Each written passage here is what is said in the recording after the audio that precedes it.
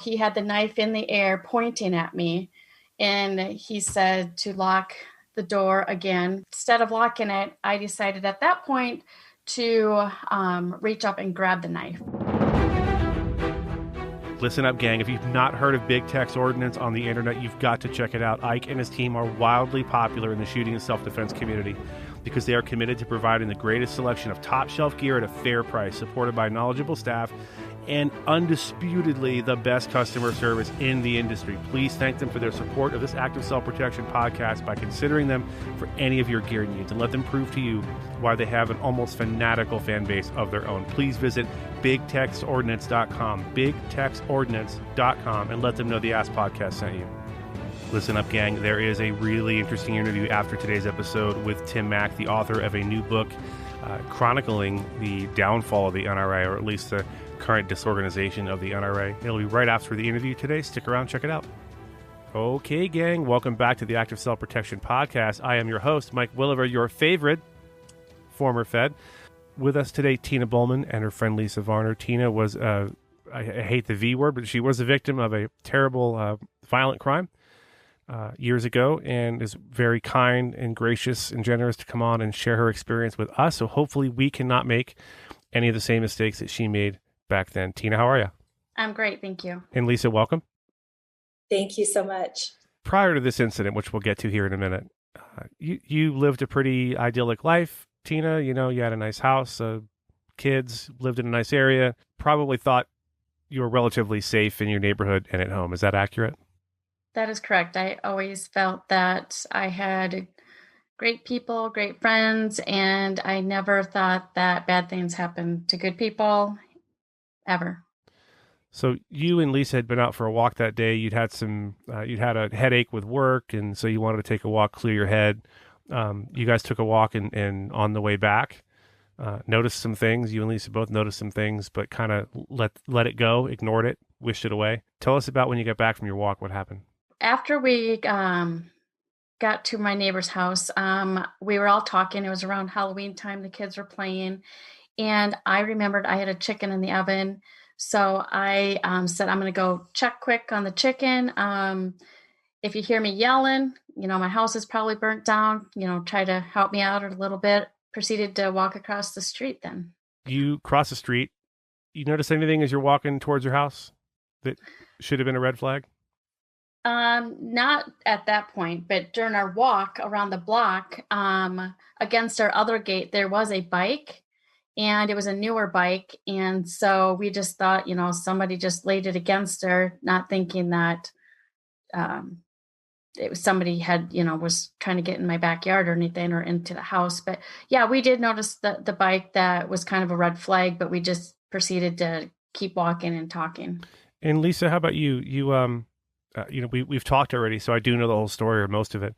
You would notice the bike as well. And in retrospect, there's some stuff that you feel like, I wish I would have, made more of a mention of this or made more of a thing out of it. Exactly. Yeah. It was that moment of looking at that bike, standing there for just, I don't know, a minute or so at the most, looking at it, talking about why was it there? It's a nice bike, thinking that no bad person would be on a nice bike. It's ridiculous kind of reasoning, but it's weird what your mind does. And then, but in that moment of looking at the bike, there were a few seconds for me of a fear, an intuitive response of some sort that something was not right. And I did reach for my cell phone to call my husband because I was just going to tell him, "Hey, Mark, there's a bike against Tina's outside wall. What do you make of it?" But I had left my phone at home and forgotten it, and just kind of talked myself through that feeling that I was having in that moment, and basically said, "Oh, I'm sure it's fine," and just switched my attention back to Tina. And you and your husband had a conversation earlier in the day that had slipped your mind? Right. Yeah. My husband, before Tina and I ever went on the walk, he had been working in our garage and was especially vigilant for safety because it was state fair time. We lived just a few blocks from the fairgrounds, and crime always increased during that time for our neighborhood. And he had just confronted a guy in the alley on a bike who had gotten off his bike and was looking like he was going to try to jump over our next door neighbor's back fence. Mark went into the alley, yelled at him to get lost. The guy said something back, and then he just got on his bike and rode on down the alley, made a left turn, which was towards Tina's property. And Mark told me that that had just happened, to keep an eye out as we walked. And, it went in one ear and out the other. I just really didn't hear it. I was anxious to get to Tina, who'd had a bad day. I wanted to be there for her as her friend, and I just didn't take it seriously. Ordinarily, I mean, most people seeing a bike leaning against a fence probably wouldn't give it a second thought, never mind have any kind of intuitive thought. But a big part of this conversation we're going to have is about listening to that inner voice telling you, hey, something's not right here. Even if you think, oh, this is silly, like there's nothing wrong, you want to talk yourself into a thing you shouldn't talk yourself into, because there's nothing sort of concrete. There's no fireworks going off saying danger, danger. It's just this little voice saying something's not right. Be careful. Mm-hmm. So Tina, after your walk, you talked across the street for a few minutes with Lisa, and kids were playing. So you walked across the street to your house.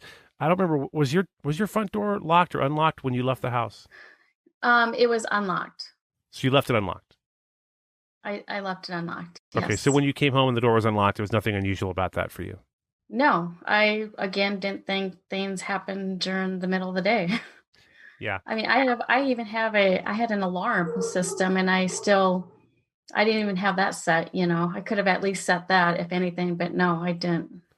Just as a quick aside to the folks listening, Lisa already knows this herself through hard-won experience, but most burglars don't come with a ski mask at 3 a.m. and break into your house while you're sleeping. That doesn't make sense. Why would they do that? They want to come during the day when they think you're at work, when they think you're doing something else, and they can do what they got to do. Quick story, funny story, I think. I used to work gangs in San Diego. Me and my partner, Mike Haynes, would be driving around whatever area, and you'd see, usually it's a white guy, kind of lanky, looks like he's been using meth for a few years, and he's riding a bicycle in the middle of the day. We call that a 2550. So anyone over the age of 25 operating a bicycle worth less than $50 is a 2550, and that should be probable cause to stop them and question them as to their goings on, right? Because there's a very good chance they're looking to break into a car or a house or whatever. Unfortunately, we never got that through the California legislature as being probable cause for a pedestrian stop. But hope springs eternal. So you walk in the house, and did you get any sort of weird feeling, or things seem normal to you?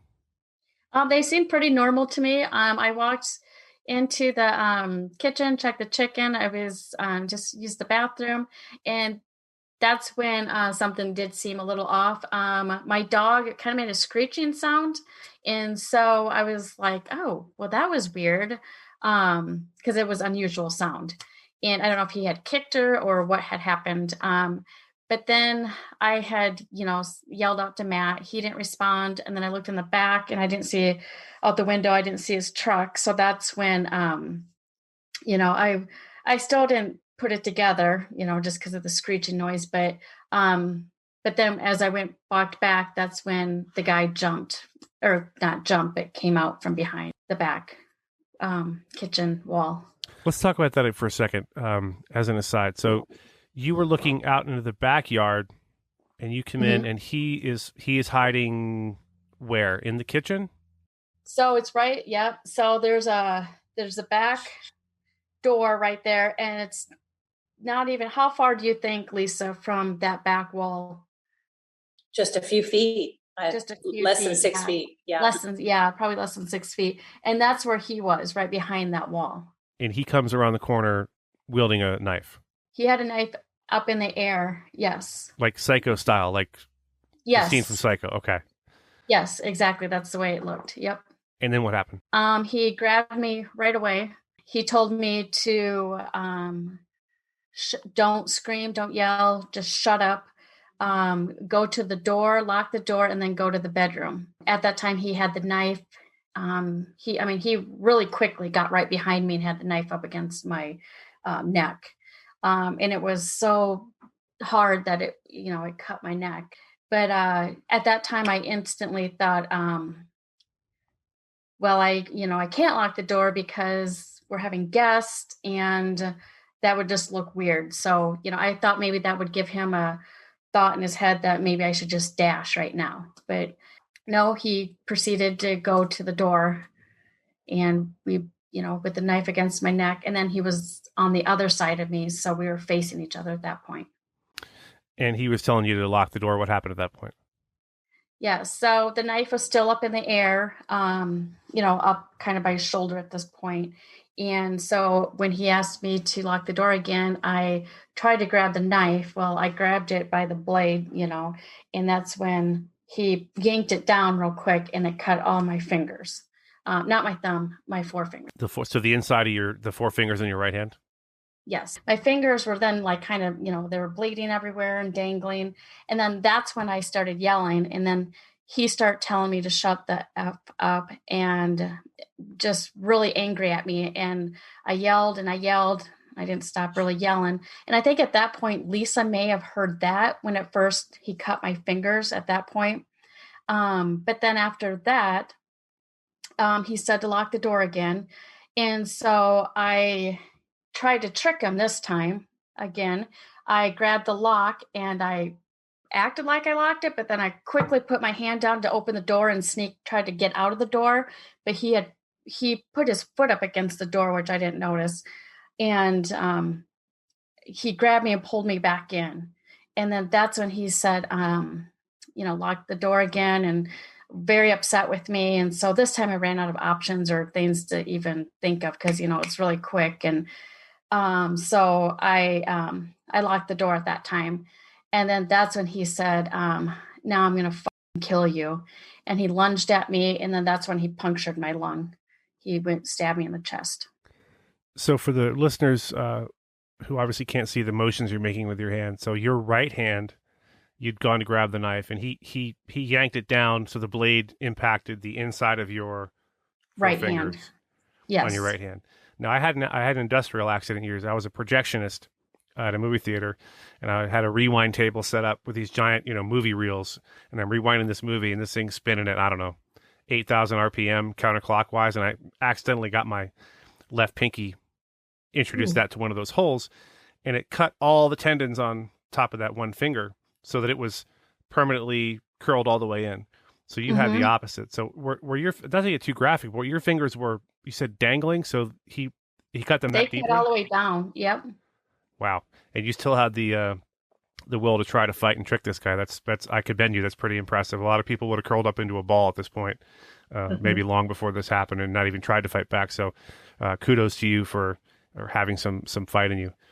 So at this point, he's now, you've now locked the door, and he said he's going to effing kill you. What happened at that point? So this is where I kind of can't remember a whole lot. I remember him dragging me at this point because he lunged towards me and I fell backwards. And then he got me pretty far back. But like I said, there was such a fight in between this time. He had cut my wrist. He had stabbed me in another area in the arm. And that's when Lisa comes into play. And Lisa had knocked on the door just enough that it startled him. He looked back. It was enough that I was able to get away from him. So at that point, Lisa knocks on the door, distracts him. Where did you go? Where did you go to get away from him? So this part is kind of fuzzy for me. So the forensics said when they saw my hands, they could see it on the wall. So it kind of looked like I just ran back through the living room, and then I went right back out to the kitchen area, to the back door I went to. So forensics was seeing bloody handprints, is what you're telling me? Yeah. Okay, just to be clear. On the wall. Yeah. Okay, so Lisa, during all this, you were concerned. You heard something across the street. Tell us what you heard and what made you go knock on the door. Right. I was out front with that neighbor I mentioned earlier and all of our kids. And we both heard Tina screaming very clearly. And I looked at our neighbor, Katie, and I said, there must really be a fire. And I handed my 18-month-old to her and said, I'll be right back. We may need help. And so I went running as fast as I could up to Tina's front door. While I was running there, I saw the door open and then slam shut. And the way I normalized that was she must be so scared she doesn't know what to do. And so I got to get in there. I got to help her. And so I ran up to the front door. I didn't knock. I tried to go right in, but the door was locked. And then as I stood there for a split second, I could hear her screaming and I could hear her saying, "Help me." So I started pounding on the front door as loud as I could and shaking the door, trying to get it to open. And then I stepped to the left to look in through the front window into her living room. And I saw a man, the back of a man standing there. He was looking towards the back of the house where Tina had just gotten out of.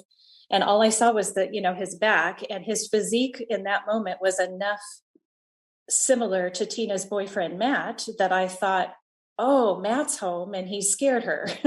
It's amazing how you just try to keep making this understandable and normal. But then, just a few seconds later, Tina came out her side yard bloody. And that's when we started. That's when I understood something horrible had just happened. Let's just take a moment and talk about that thing that people do. I was in law enforcement for approximately 30 years, so I don't have that thing anymore. It was beaten out of me over the years. But there is a thing, and I think more so with women than men, where you would much rather think, oh, there's a bike against the thing, I'm sure it's nothing. Oh, my door's unlocked, I'm sure it's nothing. It's because you want to wish away what is the reality of what's going on, right up until there's someone standing in your kitchen with a knife, obviously. So Tina, after this incident, and we'll come back to the rest of it in a moment, did you have a sense that you were no longer that same person, that you now would be picking up on things maybe differently than you did before, or did it kind of stay the same? Oh, no, it changed. It changed quickly. Yes, I no longer felt that safety, that trusting, that I actually looked at everybody as if they could possibly be a bad person. And I was upset with myself for thinking that for so long, that I had to realize that not everybody is that bad. But no, it was quick and I didn't think it would be that fast, or I didn't even think that would happen, that I would change my mind to think that everybody was going to be that way. But no, it did change me. Yeah, no one's ever been in a critical incident of any kind like this and been the same person afterwards, whether they liked it or not. There is a new normal, unfortunately, for everybody involved. So, Lisa, at some point after Tina come out of the house, you saw her all bloodied. You got your husband or called your husband? Right. The minute she came through the side gate and was bleeding, I started screaming at Katie, who was still out in the front yard with all the kids. I screamed to her to call 911, someone hurt Tina, screaming for other neighbors. So at least two other neighbors came out at that point, and another neighbor called 911. And our next door neighbor, who this guy had tried to climb over the back fence into, that person came down the sidewalk to see what he could do. And I said, go get, my husband's name is Mark. I said, go get Mark. Tina's been stabbed. He's in the house. Go get Mark. So he ran into the back of our property to our garage to tell Mark what had happened. Shout out to Mark. He's my new hero. So, Yes. So Tina, at this point, you're outside of the house. Were you able to see that Lisa was there and go to her, or did you just run down the street, or what did you do? No, so Lisa grabbed me right away, and I sat in her lap, and she just held me. And I remember at that point, that's when all the pain started coming, and I was yelling, "It hurts, it hurts, it hurts." Another neighbor gave me his shirt off his back, and right, Lisa, was that our neighbor down the street? I think somebody wrapped my hand up at that point. But then at some point I got back up, and I knew Connor was across the street. So I was trying to protect him, I guess. In some way I thought I had to get to him. And so then that's when I went across the street, and I laid back down, right, Lisa, at that point. And that's kind of when I kind of got more calm, and I was kind of just more worried about Connor at that point, my son. Lisa, talk us through, I assume you witnessed most of what your husband did at this point. He produced a shotgun, is that correct? Yeah, I actually didn't see it because it happened in the back, but he's told me the version several times, of course. Our neighbor went and yelled at him, got him.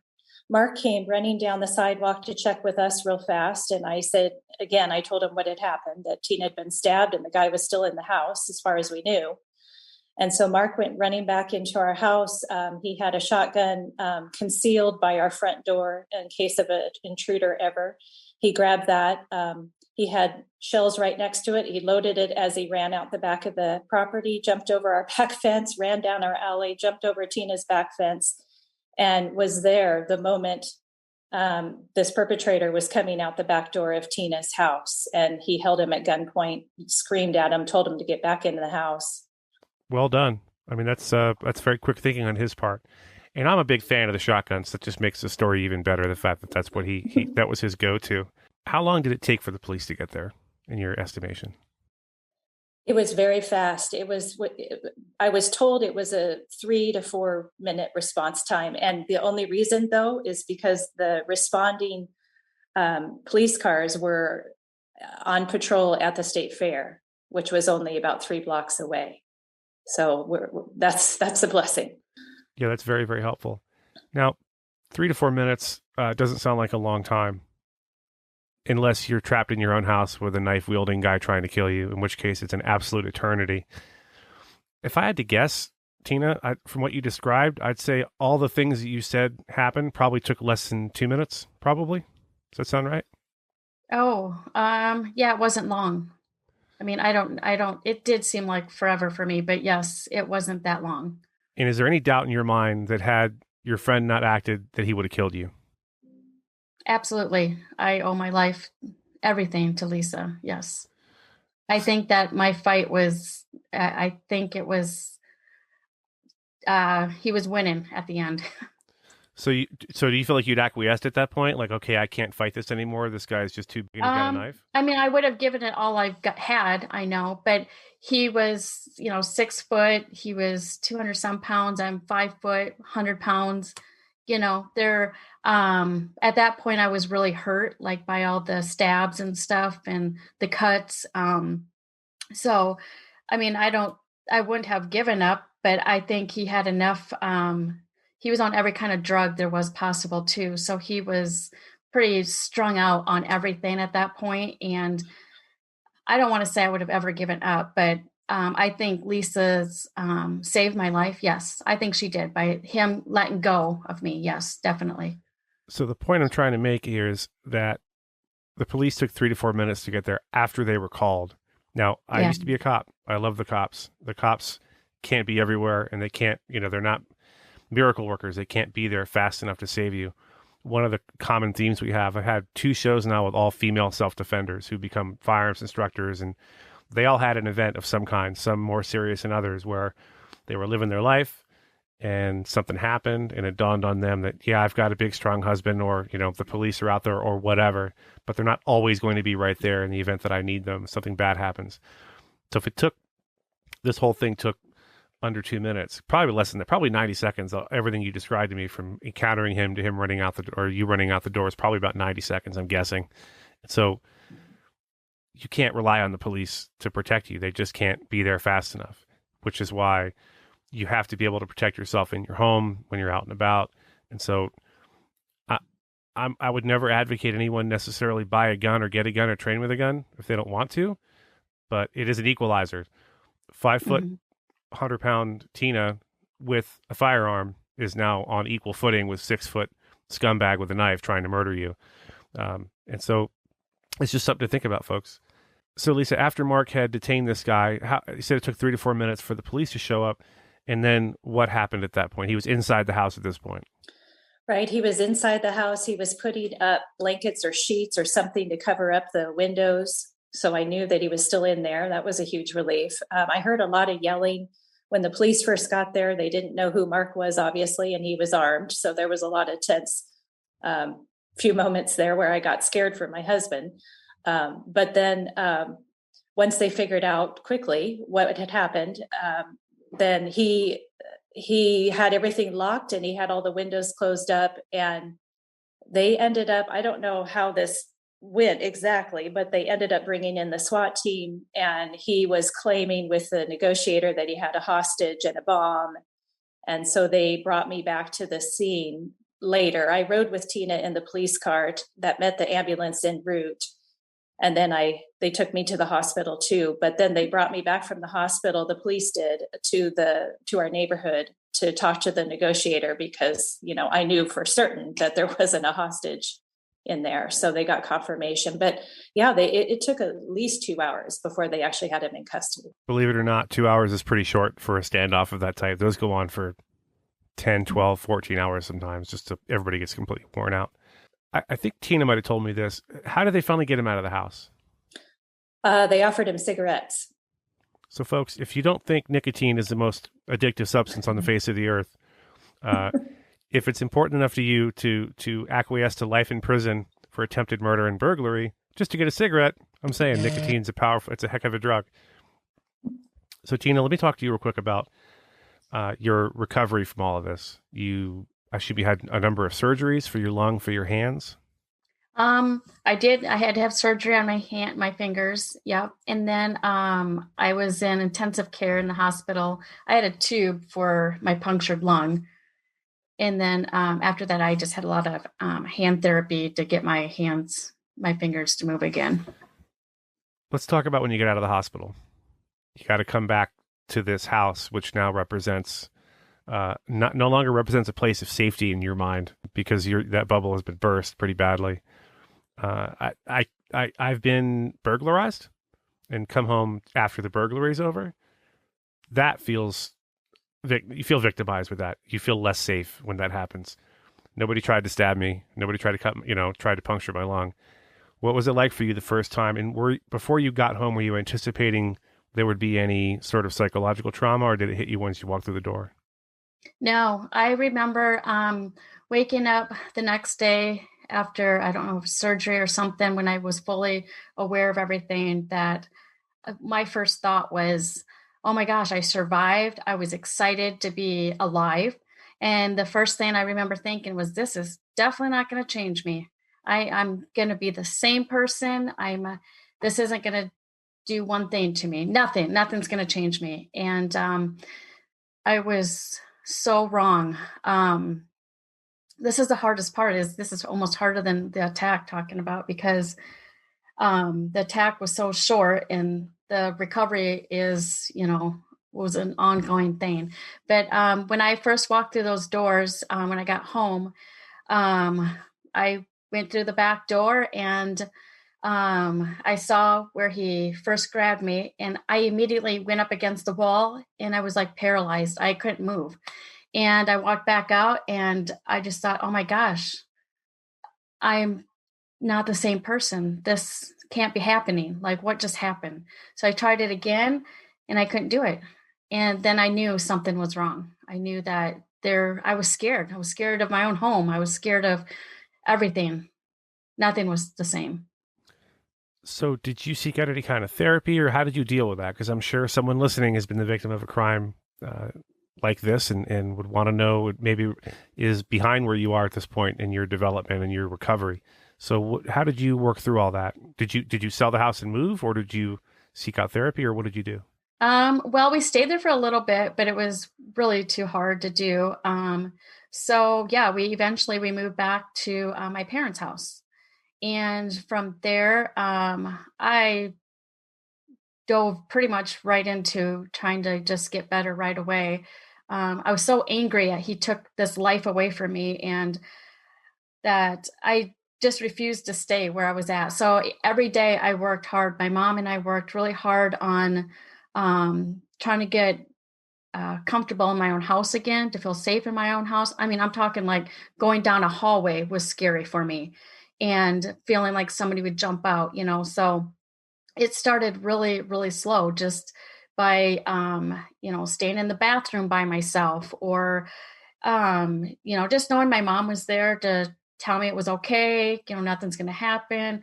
To then her moving to the outside, then to her leaving for a few hours, and my dad supported us financially. So I really had no stress as far as that part of it. So really, I just worked on recovering, and it took like 2 years before I could live on my own again and really get back on my feet. So I guess the overriding principle there is baby steps. Just take your time. Yeah, it was taking your time, having a good support system. I had so many good friends and family, and anybody could reach out to. They were always so helpful in any way possible to help me. how many kids did you have at the time? I just had one, So Connor. I have Connor, another one now. Yeah. how old was Connor? Connor now is 18. And then he was 10? 5. 5. I'm He was sorry. 5. Math is hard. Pardon me. Um, did he see you as you came out all bloodied up? He And so did. for him, was there any need for him to see a therapist or do anything like that? Because I know that had to be extremely traumatizing for him. It was, and like he's talked about it, and at school, I had him talk to somebody, and he actually recovered quite well. He would see me, like struggle with some things, and we would just talk about it. I mean, we were very open about how you felt or how he felt, and so yeah, he recovered very well. What would you say to the woman in any situation, walking down the street, going to her car from the grocery store, walking into her own door, when that red flag goes up, that thing isn't right or whatever, what would you say to her in that moment? If she could hear your voice in her head, what would you be saying? Just listen to your gut instinct, because you can tell. And I wish I could have, gone back and done things differently. But Yeah, generally, women tend to suffer from this more than men. Women tend to be, this is a generalization, of course, tend to be more agreeable, tend to be mm-hmm. peacemakers, don't want to make waves. When it comes to your personal safety, that red flag goes off. That voice is going in the back of your head. You've got to listen to it, and you got to listen to it right away. Again, Yes, going back absolutely. to Stephanie Widener's class about this very topic, radically and rapidly accept reality, and don't wish it away. Don't think you can wish it away or whatever. And exactly what Tina just said. If it turns out it's nothing, no harm, no foul. Yeah. You call the police and there's nobody in your house or whatever, or you just decide to wait for your significant other to get home, whatever the case may be. Take the time, because I think this is such an important message for our listeners to hear. People are listening to this show because they want to know what it's like to be in a situation like this, and I really hope what they get out of it is not so much the situation, but how it could have been avoided. Tina, tell me about the trial. I was actually shocked when you told me this went to trial at all. Normally, this sort of thing would plead out well before any courtroom was reserved for an actual criminal trial. Did the DA offer him some kind of plea deal before he went to trial, or did he just plead not guilty and stick with it? He just pleaded not guilty, as far as I know. Because ideally, from both sides' perspective, from the defense and the prosecution, trial is very tricky. It's throwing the dice. We like to say you never know what 12 licensed drivers are going to come up with after they hear the two sides speak. So that's interesting to me that he would do that, Tina. He had gone to court. He had just gotten out of prison prior to that, and he was supposed to show up in court, and he had stabbed a girl in the alleyway, and she did not testify against him, and so he walked out of the courthouse, and then shortly after that, that's what happened to me. This guy loves stabbing people, huh? That's his thing, Yes. Apparently. Lisa?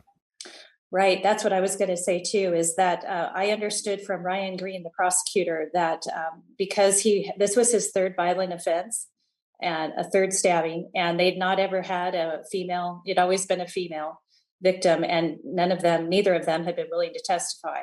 So my understanding from Ryan is that right around this time, this was 2009, and there was some sort of 3 strikes, you're out kind of effort in the legal system. And they wanted to use this guy as a real prime example of that. So they were going after, I don't know how to refer to it correctly legally, but they had these 4 charges he had, and they were going to stack the life sentences with all of them back to back, so that he would never be able to get on parole. And they were going to go after that. They knew with Tina's testimony that there was no way he'd get out of this, and they really wanted to use him as an example. So it was kind of all hands on deck, was my understanding. It was great. So Tina, you didn't have to, but you were willing to testify in court against this person. And I don't judge these other women, by the way, who can't bring themselves to go and face this person who's violently attacked them. I don't know what can you say to someone who's been through that situation. I mean, obviously Tina knows firsthand, right? But to have to go into the same room with a person who did something to you that changed your entire life, maybe ruined your life in some cases. So you had to walk into that courtroom and testify against him. Tell us about that, Tina. Well, it was very scary. It was hard, and very challenging, but I just knew that I had to do it because I was afraid if he got back out, what he would do to somebody else. And so I wanted him to pay also for what he did, because he really was an awful guy and did awful things to people. And it's not fair. It wasn't fair that he did that to me or to anybody else. And I didn't want anybody else to go through that. So walking into the courtroom that day, how long after the event was the court date? So that was probably about 9 months later. It was just under a year. I think it was in June. The trial was in June, I think, and Okay. your assault happened in October. Yeah. And this is the first time you've seen this person since the incident, correct? Correct. Mm-hmm. What was that like? It was actually pretty scary. And he wasn't afraid to keep his eyes on me either and look back at me and intimidate me a lot, But I just looked forward and ignored him. And it was scary. I mean, I don't know. My heart was pounding. I'm sure. So it was a jury Yeah. trial? There was a jury there? Yes. Believe me when I tell you, juries pay attention to what the defendant's doing, the faces he is making, or where he is looking. So although that was uncomfortable and unpleasant for you, I'm sure some of the jurors were paying attention to him glowering at you and trying to intimidate you while you were on the stand. How long were you on the stand approximately? Maybe a half hour. And the defense attorney cross-examined you or declined to? Yes. So what sorts of things did he ask? I'm curious. He wanted to know like my phone number, maybe how I knew this gentleman, which I didn't. I had no clue who he was. He was just some random homeless guy. They asked me, he went through exactly like what happened that day a lot. Maybe how far, I remember one time he asked how far away he was when I was trying to get away from him, running back to the back door. Gosh, what else? I can't remember everything. Fine. Yeah. I know a little inside baseball as to why he would ask certain questions in a certain way to fit the narrative that he had completely made up from scratch when he took this case. I'm sure he wasn't pleased. Probably a public defender. I'm sure he wasn't excited to be handed this turd of a case because it would be really hard for him to win. It's pretty cut and dry what happened that day, especially with the two priors. And the worst part is you can't even tell the jury about the two priors, That's not until he testified. Right. Exactly. So, wow. Kudos to you for being willing to do that. I'm glad you did. And I'm glad hopefully now he won't be able to victimize anyone else. Did he get a pretty long prison sentence? He did. He got 75 years with no chance of parole. He got first-degree attempted murder, burglary, kidnapping, and assault with a weapon. But other than that, folks, he's a pretty nice guy. Exactly. Right. I think we'll leave it at that. Unless there was more you wanted to add, Lisa? No, I'm just so proud of Tina for testifying. That was Tina's a badass. Really let's be honest. Let's call it what it is. Yeah, that's right. Amen. Once again, Tina, thank you so much for coming on and telling your story. I really appreciate it. And I know our listeners appreciate it. Lisa, thanks for being her good friend and for joining us as well. Thank you. Thank you so much, Mike. Take care. Hey friends, this is John Correa. If you like the podcast, if it is bringing you value, do me a favor. Just rate the podcast and leave us a rating and a review. It really helps us out. All right, folks, this week on the Gutowski Files, we have a special guest. His name is Tim Mack, and he is an author and has just released a book. Stephen, you know Tim. You've known Tim for a while. Tell us about him and about the book real quick. Yeah, I actually met Tim at one of the NRA annual meetings. So that was the first time I ever met in person. But, he's been a reporter at NPR for years, and he's been at the forefront, really, of the NRA story since 2019. He's broken a number of major pieces of news that no one else had access to. And he's really been around. Like he knows what's going on inside the NRA. He's got sources that sometimes I'm surprised at how he got stuff. Like right. He got a leaked recording from inside of one of the board meetings, which, you got to have a really good source to get something like that during executive session. That's when the NRA goes into their like classified or confidential sessions that no one is supposed to know what happens inside of there except for staff and board members. But Tim has the sourcing to be able to get information out. That it was bad. It was bad news. It was $100 million drop off in revenues, which we found out later was confirmed by their financial reports. So this guy, he knows what he's talking about. Some of our listeners might hear NPR and think, oh, liberal, left wing, blah, blah, blah. But from what you've told me, he's just a straight reporter. This guy just gives us facts and not a lot of opinion. Yeah. I mean, I think Tim focuses more on hard news reporting than he does on, giving his hot takes on anything. Sure. So that's one of the other things that I like about him. And one of the reasons that I think the book is valuable. He's the first one to do really a in-depth look at sort of the characters and the personalities that run the NRA. The NRA is one of these huge, incredibly important organizations in the gun world, but also in politics generally. And this is kind of the first time you've seen a really in-depth look at the key players there. So folks, without further ado, here is our interview with Tim Mack. All right, folks, with us today is Tim Mack. Tim is the author of the brand new book, Misfire: Inside the Downfall of the NRA, National Rifle Association. He is also NPR's Washington investigative correspondent. He focuses on political enterprise journalism and, as he just told me before we started, a huge fan of active self-protection. So that's always nice. Tim, how are you, sir? I'm doing great, and such a pleasure to be on the show. You come highly recommended. Whether you know it or not, Steve Gutowski just introduced you before this segment and had nothing but good things to say. Let me start with this. May be kind of an uncomfortable question, but I'll get this out of the way right off the bat. I think you're going to be talking to probably a lot of NRA life members on this show. A lot of NRA people listen to the show. That Venn diagram does overlap quite a bit. When people on the right hear National Public Radio, they kind of, I think some people make assumptions. Oh, it's to the left, it's liberal or whatever. Steve assures me that you are a straight down the line reporter and you don't bring any bias, just report facts. So could you reassure our listeners that you are, in fact, a fair and unbiased reporter, sir? Well, not only am I a fair reporter, but like I said, I've been a longtime listener and watcher of ASP. I'd put it this way. I spoke to over 120 people in the NRA universe for this book and developed dozens of confidential sources, all of whom are pro-Second Amendment people. I can't get behind the scenes and write about the National Rifle Association if I couldn't convince these people to talk to me and that I'd be fair to them. I'll say that, I'm a military reservist and I'm someone who qualified on an M4 this year, know how to put together, take apart and clean an M4, and also the same with an M9.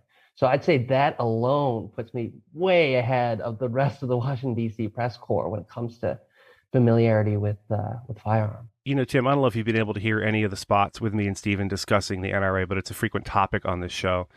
And I think anyone who's been listening is very familiar with the troubles they've been having, whether it's the lawsuit in New York State or the bankruptcy that Wayne LaPierre just decided to file for and then retroactively got, approved by the board, the issues with the board itself and how hard it is to get on the board. Steve covered the NRA member meeting, which was downsized from thousands and thousands to like 150 people, and decisions were made there. So talk to us about some of the personalities behind the scenes at the NRA. I think people would be surprised to hear, for example, what's been going on with Wayne LaPierre and his really extravagant spending. Well, look, the book starts at Wayne LaPierre's wedding in the late 90s, and he doesn't show up. And there's this ridiculous anecdote where his best man is trying to convince him, look, this is, I don't think you should be getting married today either. The best man puts $100 bill on the dashboard of the car and says, let's get out of here. But Wayne LaPierre is ultimately kind of berated into, convinced, harangued into the ceremony by the priest and the bride, ultimately goes through with the wedding. And it's just one of the, according to people who were there, just one of the most awkward scenes you'll ever imagine. Wayne LaPierre is looking everywhere around the room except in the eyes of his bride, who's Susan LaPierre. And why do I tell this story? This anecdote tells you a lot about Wayne LaPierre as a person and is kind of central to understanding a lot of the problems that the NRA has had over the last few decades. A lot of powerful people inside the NRA and in the elite circles of the NRA have realized that if you harangue, berate, chide Wayne LaPierre long enough, he will eventually agree to what it is that you're asking for. And that means a lot of the times millions of dollars for self-dealing contracts, golden parachutes for executives, and a lot of money being spent in ways that you have discussed, Mike, on the show with Steve and others about that have been making a lot of NRA members unhappy. Yeah, and I think for those of you who are NRA members listening to this, I think it's worth noting that this is money that you send in large part. This is dues that NRA members pay to do the work the NRA is supposed to be doing, which is preserving the Second Amendment on Capitol Hill and in Washington. And instead, a lot of it's being funneled to other things, trips and suits and all sorts of things. Tim? Yeah, I think one of the major reasons why I got so many people inside the NRA orbit to agree to talk to me was because they felt betrayed by what's been coming out about some of this corrupt spending. They're feeling for these folks who are NRA members. They're contributing $5, $10, $15 a month to the NRA, thinking it's going to go for a certain kind of advocacy, and it going instead to hearing all these stories about private jets and exotic meals and extravagant trips to the Bahamas and to Europe and six figures in suits for Wayne LaPierre. And so one of the real great things about Misfire, this book I've written, is that it kind of pulls back the curtain and introduces you to some of these characters and what's really been happening behind the scenes as the organization was falling apart. Yeah, can you discuss just briefly this New York lawsuit, for example, and then the subsequent bankruptcy? Can you talk to us about that for just a moment? Sure, of course. So as you know, in 2019, during this very dramatic annual meeting of the NRA in Indianapolis, there was a couple major developments. First, Oliver North gets pushed out as the president of the NRA. This is a scene that I go into in great detail in the book. We've got thousands of pages of secret court depositions and internal NRA emails that have never been seen before. And I use that to paint a picture of who was in the room, who said what the room was like. And there's this climactic confrontation between Oliver North and Wayne LaPierre, in which Oliver North is trying to get an internal audit of the NRA, and Wayne LaPierre and other top executives are trying to push him out and not allow that. So at that same members meeting in Indianapolis, a lot of your listeners may remember that weekend, the New York Attorney General decides to announce that she will be pursuing an investigation into the NRA. So it really is a weekend from hell for the NRA back in 2019. That investigation takes about a year and a half. And in 2020, the New York Attorney General announces that she is going to be filing in court an attempt to shut the NRA down entirely, that the investigation had found more than $60 million of misspending and misconduct inside the NRA just over the last few years. She's named Wayne LaPierre and other folks in the NRA as defendants.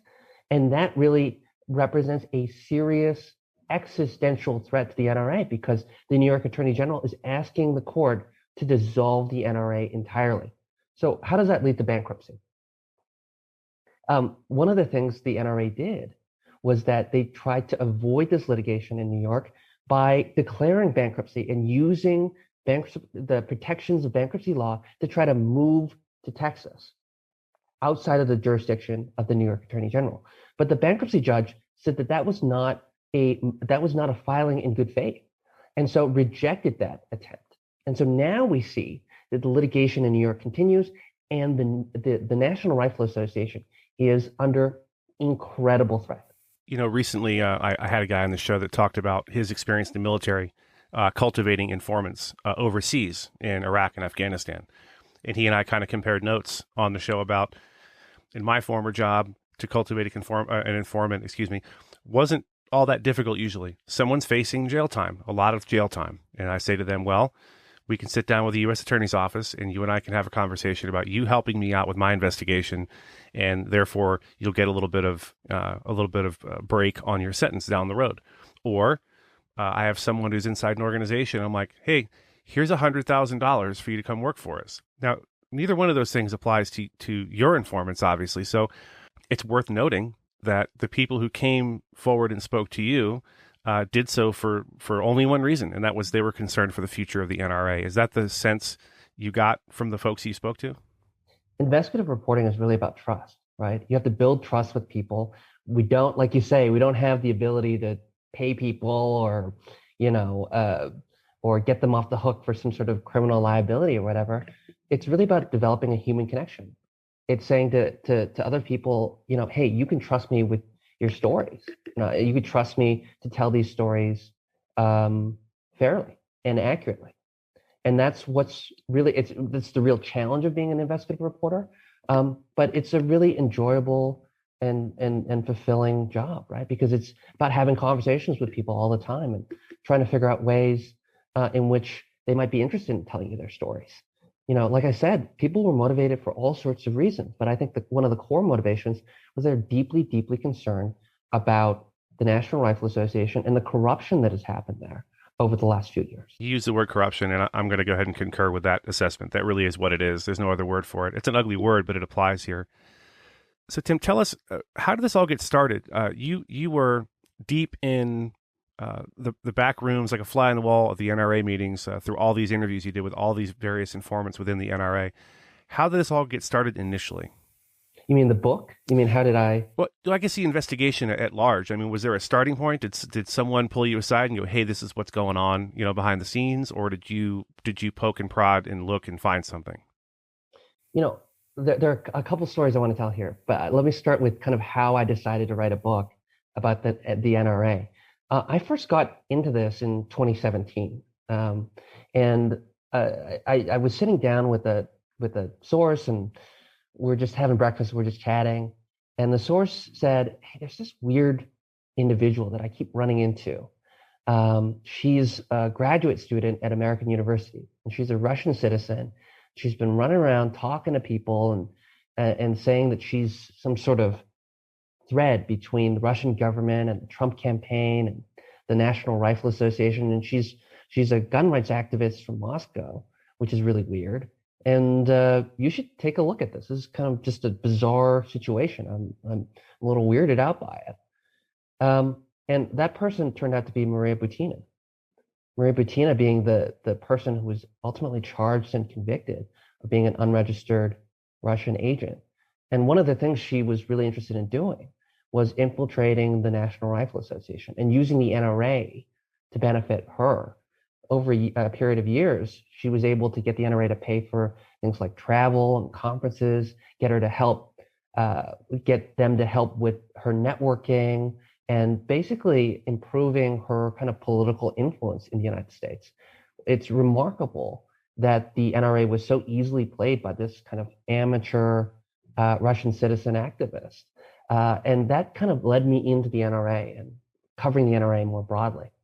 The book itself, we talk about sourcing, is based off of over 120 interviews with people inside the NRA universe, and also thousands of pages of secret court depositions, as well as internal NRA emails and private documents.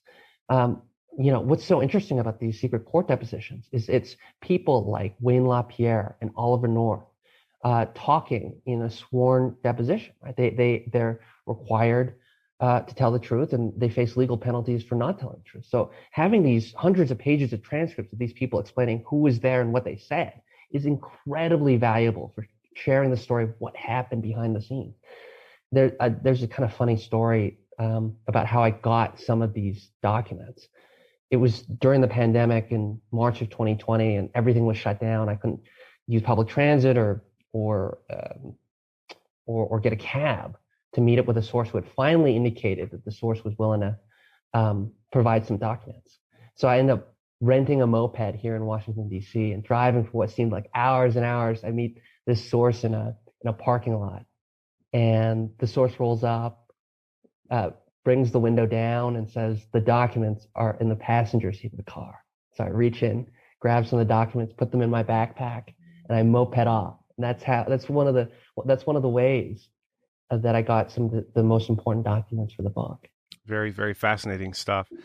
You know, folks, I think it's worth mentioning again, you can be mad about the fact that Tim wrote a book exposing what's going on at the NRA. You can get mad at the NRA and the board and Wayne LaPierre. As we've said over and over in this space, nothing is going to change at the NRA until the members, and I mean a lot of the members, get involved, make their voices heard, I think they tried to do it in 2019 at the national conference. It just turned into a complete and utter mess. However, people need to either stop giving the money or start attending the meetings and getting involved in the inner workings of the NRA, or it's going to cease to exist. And there's nothing to replace it right now. Steve and I talked about this a couple times. There's a bunch of small organizations out there. They're doing great work, but the NRA is the 800-pound gorilla in the room. And if it goes away or if it's seriously diminished, if you're concerned about your Second Amendment rights, that's going to be a problem going forward. Once again, folks, the book is Misfire, Inside the Downfall of the NRA. And our friend Tim Mack is the author. And Tim, thank you so much for being here. Thank you so much. I just want to emphasize everything you just said, and also add that this is a book about transparency and accountability. It's not about what the appropriate stance to take on the Second Amendment is. It's about whether or not people are going to be held to account for misconduct. Tim, thanks again. Thanks so much.